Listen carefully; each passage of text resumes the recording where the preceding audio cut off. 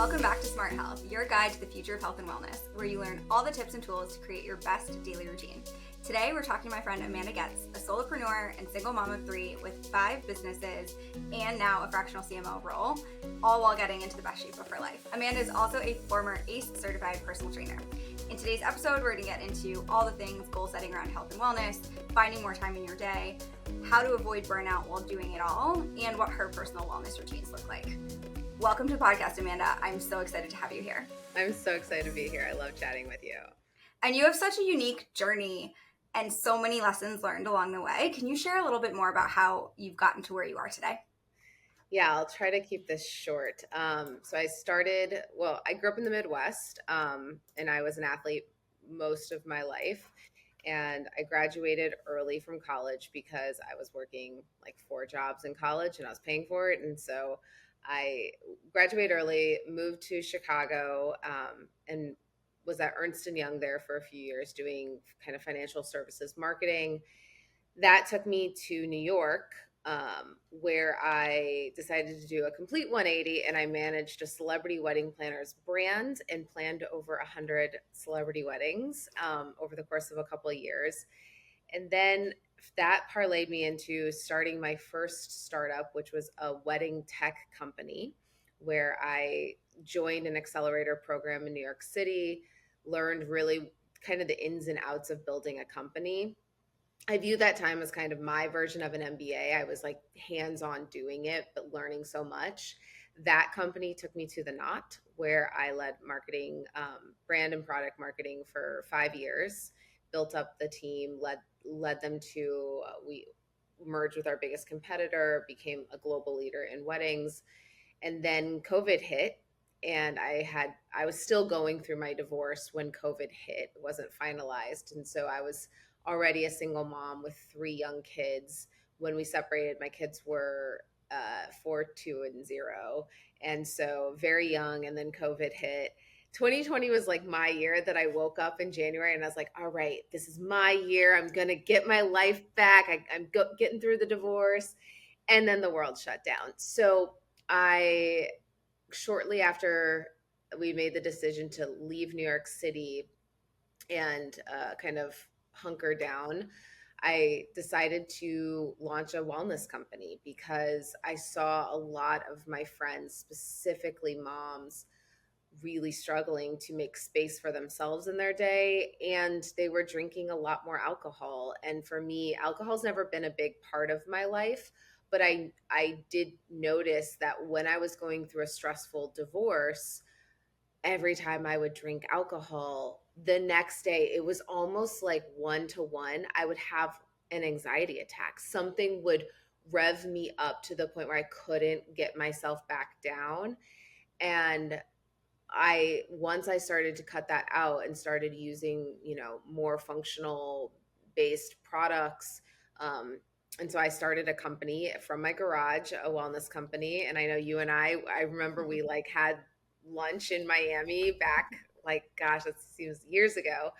And so I grew that for a few years, sold that now 2 years ago, and took a little bit of time off to figure out like what this next journey was going to look like. And so I love marketing. I love building a personal brand. I think that it just increases your luck surface area so much when you are showing up online.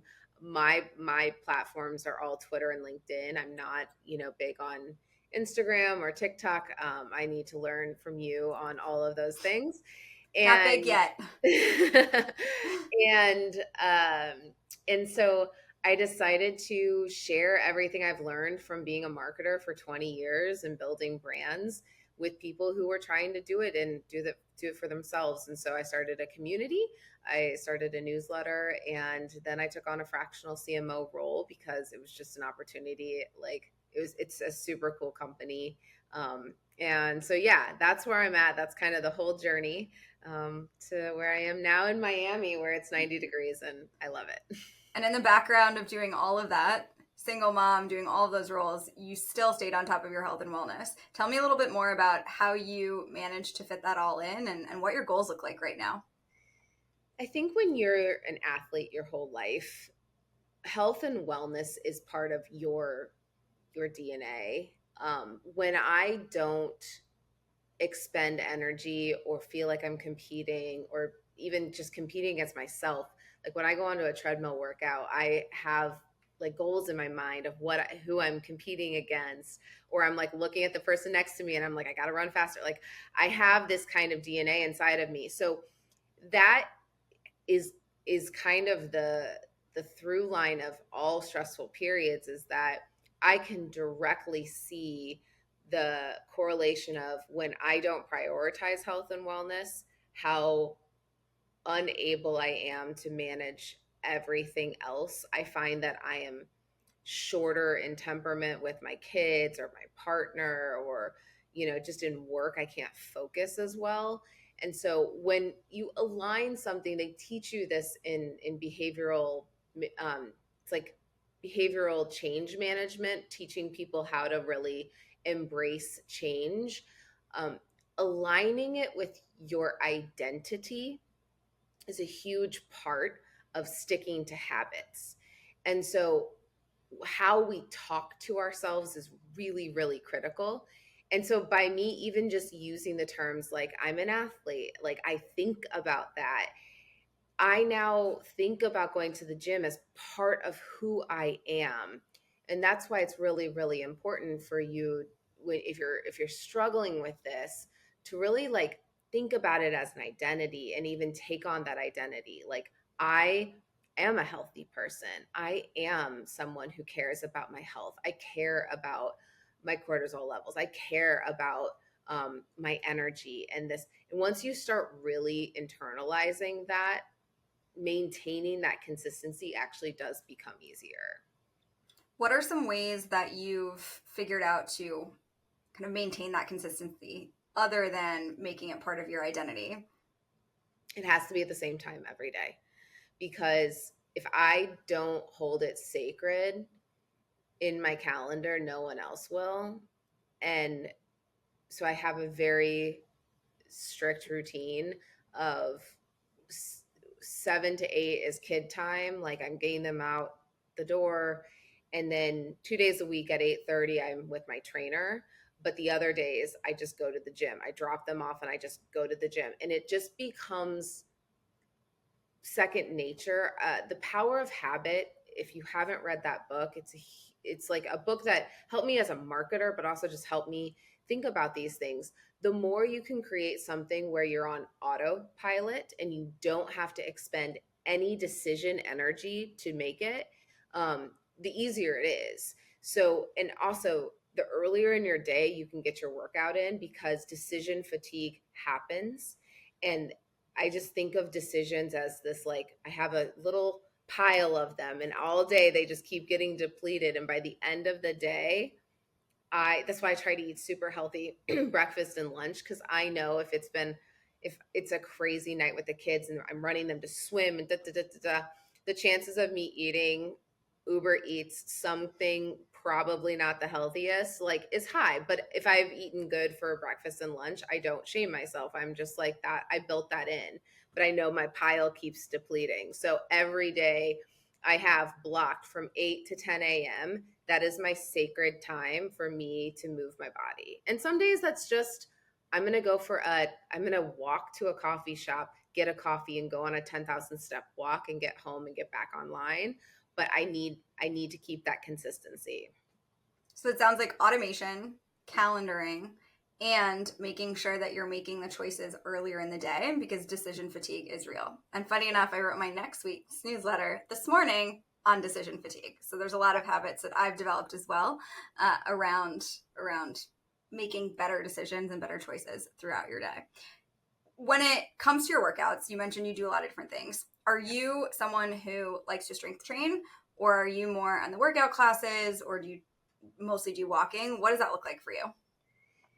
It's changed through different seasons of my life for sure. Like I taught group fitness, so I love classes. I love the energy, the excitement, the like support and accountability you get when I mean, my trainer now is because I would just go to his class every single week and we just like totally vibed. I loved his style.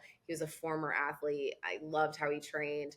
And then he eventually just became my personal trainer. But I love classes. However, in this stage of life, the ability to fit it in at the exact, that they have the exact class at the exact time at my gym just never seems to work out, and then I get frustrated. So for me, I have 2 days with a trainer. I usually do one day where it's just a long walk to decompress, and then I go on my own 2 days.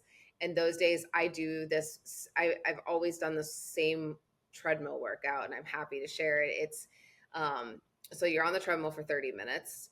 You slow jog the first mile and then walk for 0.25, so one lap. So I think in tracks. So I walk a lap, and then I bump up the speed for the next 3 laps. Then I walk. So now I'm on mile 3. I walk the first lap. I sprint the second lap, walk the third, sprint the fourth. So you're getting to 3 miles, but you're varying your intensity, because my whole goal is right now. I think you asked me like where I am right now and what my goals are, but I'm trying to get my speed work back. I used to be an 800-meter runner, and I was pretty fast, and I feel like I'm slowing, and I don't like that. So I'm incorporating more speed work. And so now I'm trying to get those last 2 laps where I'm sprinting. I'm like, can I do the full lap at 9.0 or 10.0? Like, what can I do in bumping those up? And sometimes, and you talk about this in your classes and office hours, sometimes fitness is on a back burner for you, meaning your life is like crazy busy and you can't fit it in all the time. What are some habits that you focus on during those times when your life is really busy and you can't always make it to the gym for an hour or two? Yep. So I have a baseline. I make sure that I keep my training sessions, and those training sessions happen in my garage, and they're just usually body weight, or I have some kettlebells in there, but I keep those, and that's the accountability I need. And then if I can just get those 2, everything else, I'm like, okay, we're good right now. I will go for walks when I can, but there are seasons where I have to grind. I have to work all morning, or the kids have dentist appointments and whatnot. Life happens. And so I always say you have to have your threshold. What is your, I won't go below this threshold. I have to do this to maintain like my sanity and my sense of like self-care. And I hate that word self-care, because I think it's been blown out of, like, it's now like, oh, I'm getting a manicure, so that's self-care. And for me, it's way more about like inner work, and self-care for me is usually like the harder stuff that doesn't feel so great. But yeah, I think what's your baseline? And for me, it's getting those 2 training sessions in. And before I had a trainer, when I had, little babies on my own, in New York City, that all it was that it was a Saturday morning long run. That's all I could do at that time. And so I had a babysitter come in the morning so I could just get one long run in when I woke up, and the kids were just kind of playing and being around. And so that was it. And that was my baseline at that time. So creating your kind of baseline of what you need to survive is important, because otherwise, if you don't have that, you're never going to, you're going to let everybody's needs come before yours. I love that. I have different baselines at different times as well. And it's also, as you think about, like, maybe you just had a baby, you have a newborn, your baseline's going to be really different than if you have kids that are 5+ and they're in school. You can do different things, but having that conversation with yourself and being like, okay, this is enough, feels like it's really important for you from a mental health and just understanding where you can be perspective. Yeah, I think that we can shame ourselves a lot in the fitness side of things. It's like, okay, I said I was going to do this and then I didn't. And for me, intention is everything. So like I flew back from New York on like a 5 a.m. flight. I was on meetings all day, and all I had in me was, I ended calls at 6, and I was like, I'm going to walk around the block. order Uber Eats, come back and binge Palm Royale. And that was it. And the intentionality of saying to myself, like, I'm being intentional right now with this laziness is so important for my mental health, because what I've found is when I don't say, like, all right, Amanda, we are going to be so freaking lazy tonight and it's going to be glorious. What I find is I'm like trying to be on my, like, watch a show, but I'm also looking at Slack and I'm checking email. And then I'm like, ooh, I should respond to LinkedIn.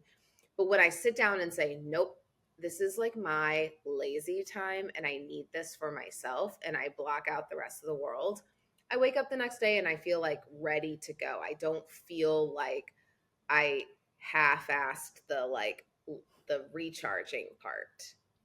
Let's talk a little bit more about rest and recharge and how you manage stress. What are some of the other habits that you are your go-tos?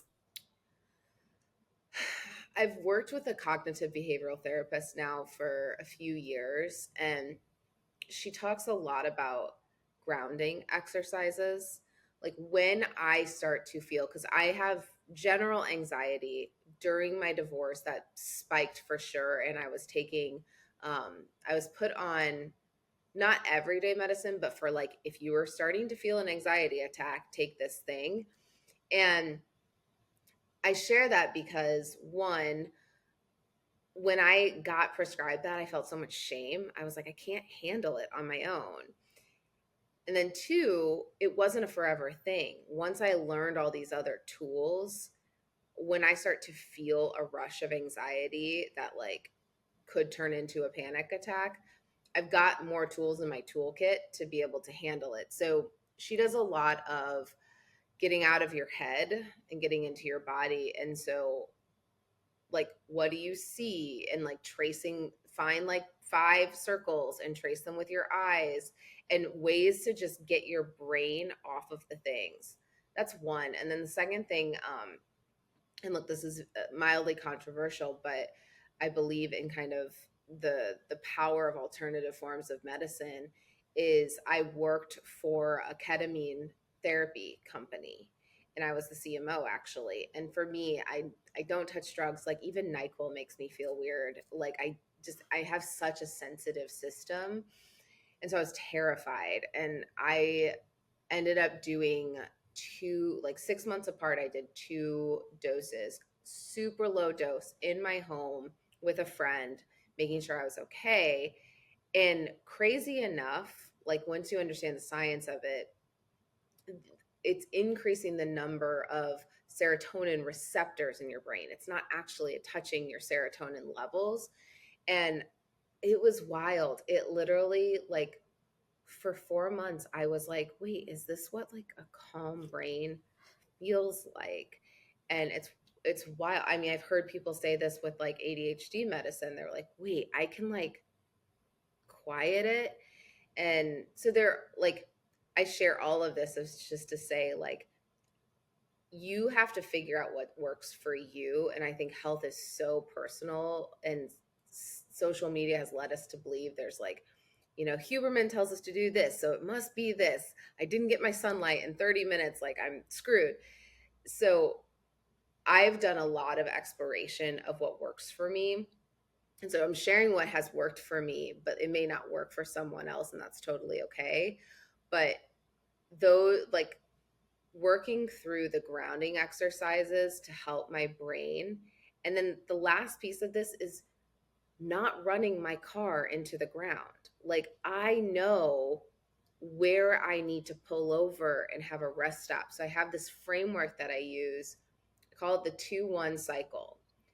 And in the micro, for every 2 hours I'm sitting in front of a computer, I need 1 hour where I'm not in front of a computer and I'm going and doing something else. And sometimes that'll be like putting away laundry or cleaning up something in the house while like listening to something, or it's a walk, or it's something away. I may take a call on a walk, but I cannot be sitting in front of a computer for more than 2 hours at a time. So that's a 2-1. Now we zoom out. For every 2 days that I'm grinding, like, that feeling where you put in a day and you got through a lot of your to-do lists. You were on calls, you were on it. For every 2 days of those, the next day has to be a meeting free, creative thinking day that you're not on for somebody else. And then I just keep zooming it out. And like for every 2 weeks of like the next 2 weeks, my kids have end of school something every single night. And I know the next 2 weeks are grinding. And so I just cleared my calendar for the week after, and I cleared it open. Yes, there's some emergency meetings that like I'll have to do just to keep projects moving forward, but I'm going to get a facial. I'm going to, make sure I'm working out every day. And I just like allow that week to kind of calm down. So I keep this kind of like 2-1 barometer in my head throughout the day, throughout the week, where it's just giving me a reminder to say, when you start going at 100 miles per hour, the scary thing is when you start driving the speed limit, you feel like you're a failure. But the problem is if you drive at 100 miles per hour, certain conditions, if you crash, that's not good. So I just keep thinking about, I went at 100 miles per hour for 2 hours, 2 days, 2 weeks. I'm going to go drive the speed limit, and that's okay. It sounds like it's setting a ton of boundaries around your schedule, learning how to say no, and being really strict around what works for you versus what doesn't. Yeah. What would you say to people who have more of a strict schedule? They can't take an hour off after working for 2 hours. What are some tips and tricks for those people? Yeah, look, I understand that not everybody's working for a tech company from home and they have the ability. So for people who are, at a desk job and they're at the office, or they have to go in and they have set times, I always say honor the transition and honor the commute, because your commute time allows you to transition out of work mode and on, and figuring out, I call it like a transition sequence, and figuring out what that transition sequence is and who's on the other side of that transition. So is it that you're transitioning into going to the gym? Is it that you're transitioning into a date? Is that you're transitioning into mom mode?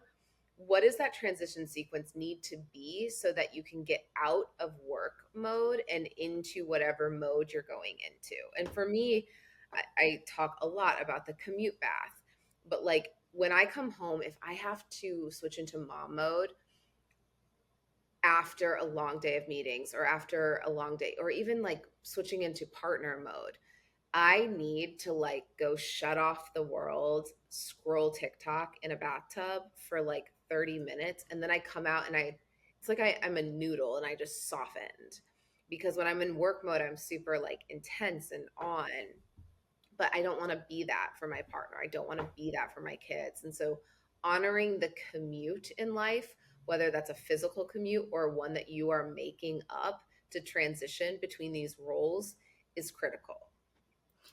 What are your thoughts on work-life balance versus work-life integration? Do you have an opinion on that? I actually strive for imbalance, but it's intentional imbalance, meaning I will wake up and know that I'm going to have a really intense work day, and I will say, I'm going to be a mediocre mom today, and that's okay.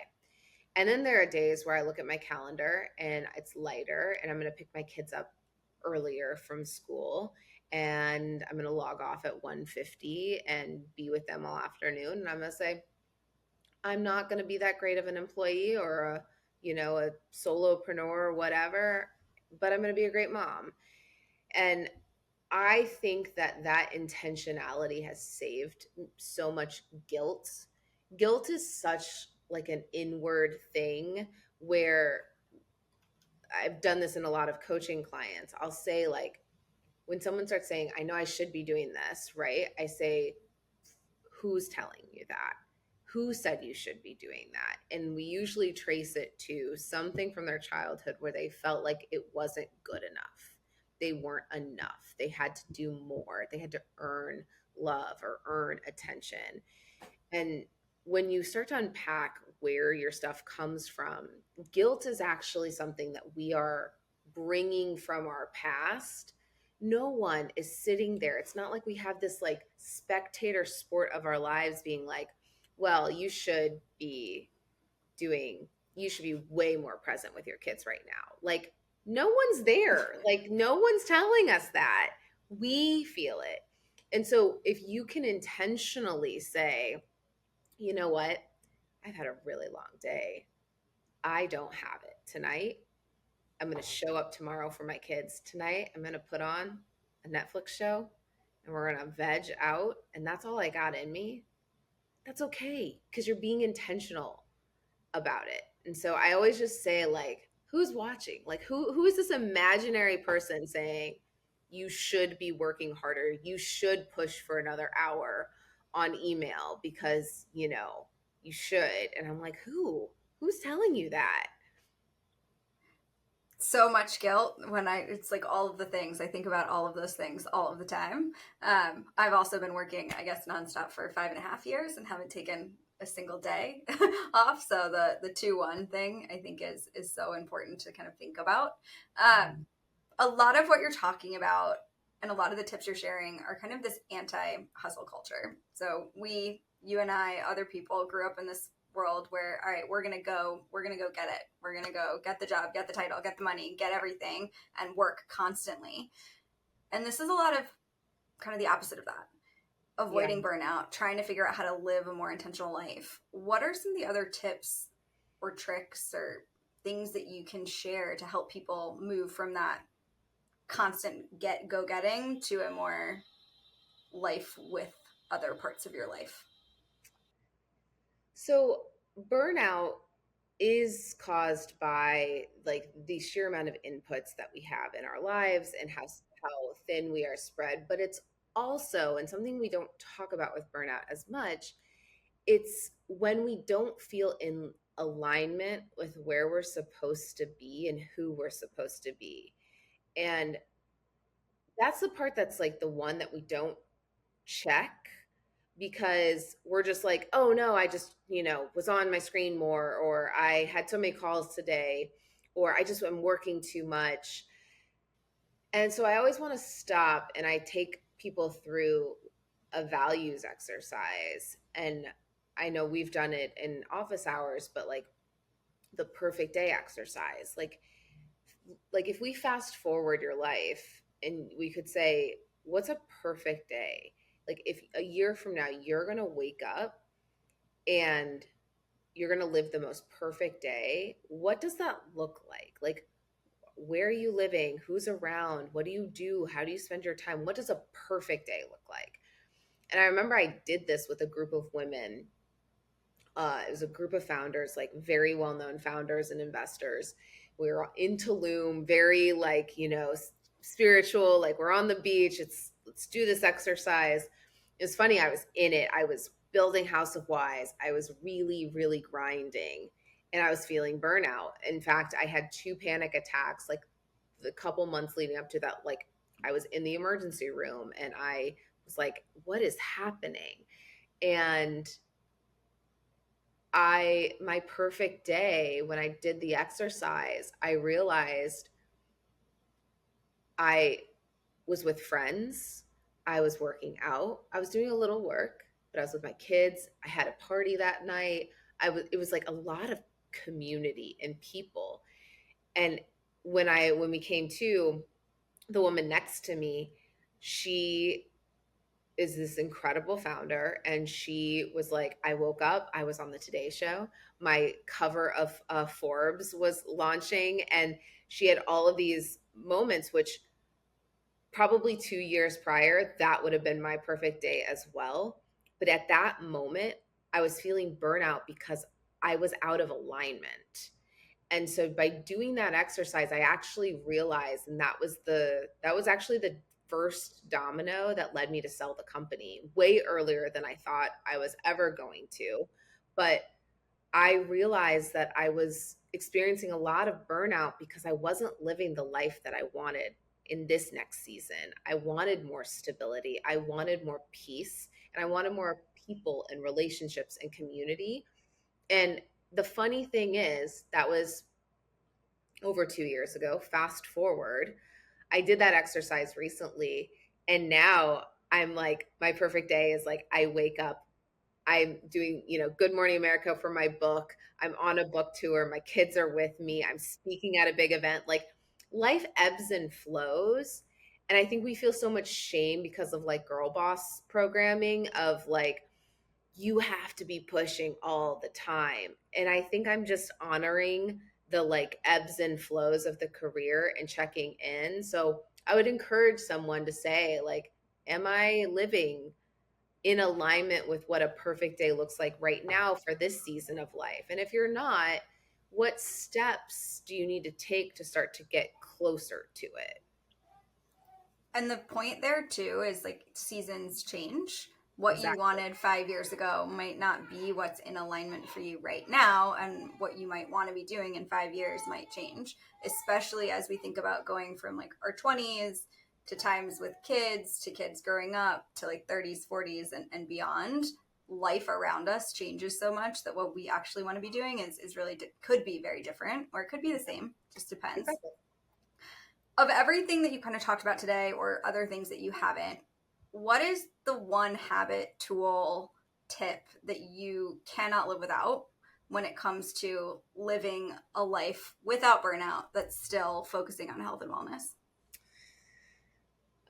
So the tool that I talk about the most that I'm just obsessed with is the to-do list, which I know you are like, yes, I've heard this 8,000 times. It's but great. I'd like to hear it 8,000 more. So we think of to-do lists as this long list of things we need to accomplish. And they're not reasonable and they're not feasible. Like, we look at them in a day, and the psychology of a to-do list is we're dopamine seekers. We want to go and say, what's one thing I can quickly check off so that I feel really good? Well, usually that thing is the easiest thing on the list. So what happens is you're not actually making progress on the things that are not urgent but important, and they take longer. And so I have this framework where I don't have long to-do lists. I call that a backlog. If I ever think of something that I need to accomplish, I put it in a backlog. And in the morning, well, actually, at the end of my day, like, I have I'm like the Post-it queen, but I have Post-its everywhere. At the end of the day, I will look at my backlog and say, what are two things that are meaningful that need to move my projects forward? These are things like, I need to write a newsletter. I need to work on a strategy doc. I need to deep dive into my analytics to understand traffic numbers. Like, big things, right? They're not just looking at emails, reply to somebody, post on LinkedIn. Like, those are so small. I'm talking about the meaty things. And I'll write down two of them. I'll put it on a Post-it note, put it on my computer, and I log out of everything except for the things that are associated with this. And then the next morning, when I have my deep work time, so I try to only do like 2 hours of intentional deep work a day, and then everything else is like meetings and being on I call it offense versus defense. But so when I wake up in the morning, I go have my coffee. I come, it's quiet, people are sleeping, no one's disturbing me, no one's online, and I do two things. And these two things are so powerful. This has been my secret to being like the youngest VP at the Knot, to like building House of Wise to 1 million very fast. Like, because I'm always focused on the meaningful work. And we get sucked into a lot of things that don't matter. Most emails don't matter. You can get to them eventually. I try to check email once a week. So that has been the trick that changed everything, because once I get that done, I'm like, I'm good for the day. If I have to do a podcast, if I have to, do meetings, great, I'm good. But I did two really important things, and now I can go to the gym. I can go, and I don't have anything hanging over me.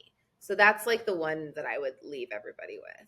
I love it. It's so simple. I try to do it. My to-do list went from like 20 to now we're at like 7. So we're decreasing. We're still not at 2, but are you getting all 7 things done in a day? Yes.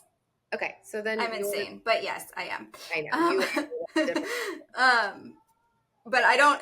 There's also, it's a little bit different depending on your role, and this is a good point to make. Is like I do have small things that actually have to get done, so I also add those to the list. Where some people, there's small things that don't have to get done today, but a lot of small things as a founder, as a CEO, as a leader, sometimes it's like you actually do have to check this like one email that's going to take you 5 minutes, but it has to get done that day. Yeah, I have 2 admin slots in my day where I call it the scan or the clean. I scan my email every day. I don't clean my inbox every day, meaning there are certain things that like you punt. You're like, oh yeah, that person asked me that question. I need to get to it at some point. That gets once a week. But I scan it for those things for sure, because it's like if a sponsor is asking me a question or like my boss is asking me a question, like, yeah, I got to respond. Exactly. Last question. Where can people find out more about you, the courses you offer, office hours, all the things? Yeah, amandagoetz.com would be the first place to go. And the best thing is sign up for the newsletter, because I pour everything into the newsletter. And then you can learn about the courses and more so I get to learn about you, because I do ask a lot of questions around like what's your area of focus. So then rather than me sending you something that you don't necessarily need or want, I can actually try to help you in the area you're trying to grow. I love it. And I'm a member of a lot of it. Amazing. Thank you for having me. Yes, thanks for joining. And thank you for listening to another episode of Smart Health.